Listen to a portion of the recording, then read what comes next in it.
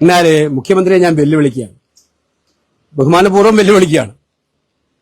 Parliament നടപടികളുടെ ഒരു സംക്ഷിപ്ത രൂപം മുഖ്യമന്ത്രി ആവശ്യപ്പെട്ടാൽ ഞങ്ങൾ കൊടുക്കാം.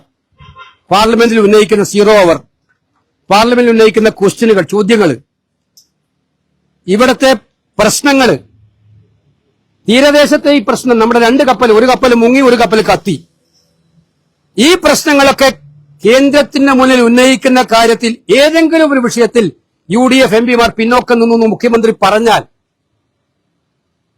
ഞങ്ങൾ പരസ്യമായിട്ട് മാപ്പൂരാൻ തയ്യാറാണ്. ഇത്ര നോണ പറയാൻ പാടില്ല. മുഖ്യമന്ത്രിക്ക് വിവരം കിട്ടുന്ന ആളല്ലേ, ഈ ഇൻഫർമേഷനൊക്കെ കിട്ടില്ലേ?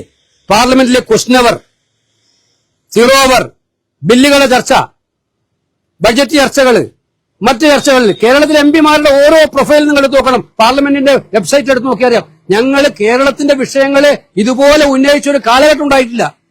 പക്ഷേ കച്ചവടത്തിന് വേണ്ടി, ഡീലിന് വേണ്ടിയിട്ടുള്ള ഇടനിലക്കാരാൻ കേരളത്തിലെ UDF MP-മാർ നിൽക്കാറില്ല. അതായിരിക്കുമോ മുഖ്യമന്ത്രി ഉദ്ദേശിച്ചത് എനിക്കറിയില്ല.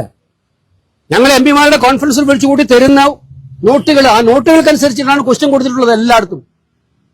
അല്ലാതെ ഞങ്ങളുടെ ഓരോ വിഷയങ്ങള്, തീരദേശത്തിന്റെ വിഷയങ്ങള്, കൃഷിക്കാരുടെ വിഷയങ്ങള്, സ്ത്രീകളുടെ വിഷയങ്ങൾ എല്ലാം ഉന്നയിക്കാറുണ്ട്. അപ്പൊ മുഖ്യമന്ത്രി എത്ര പച്ചക്കള്ളമാണ് പറഞ്ഞില്ല. ഒന്നിനെ ന്യായീകരിക്കാൻ വേണ്ടി ഇദ്ദേഹത്തെ ന്യായീകരിക്കാൻ വേണ്ടി പറഞ്ഞിരിക്കുന്ന എന്ത് മനോഹരമായ പച്ചക്കള്ളമാണിത്. അദ്ദേഹം തയ്യാറാവട്ടെ. ഞാൻ അദ്ദേഹത്തിനോട് പരസ്യ സംവാദത്തിന് തയ്യാറാണ്. പാർലമെന്റിലെ UDF MP-മാരുടെ നടപടിക്രമങ്ങളെക്കുറിച്ച് ഒരു പരസ്യ സംവാദത്തിന് തയ്യാറാണ്. കേരളത്തിലെ വികസന പ്രശ്നങ്ങൾ, കേരളത്തിന്റേതായിട്ടുള്ള ബഹുജനങ്ങളുടെ പ്രശ്നങ്ങൾ ഉന്നയിക്കുന്നുണ്ടോ ഇല്ലയോ എന്നുള്ളത് നമുക്ക് നോക്കാമല്ലോ.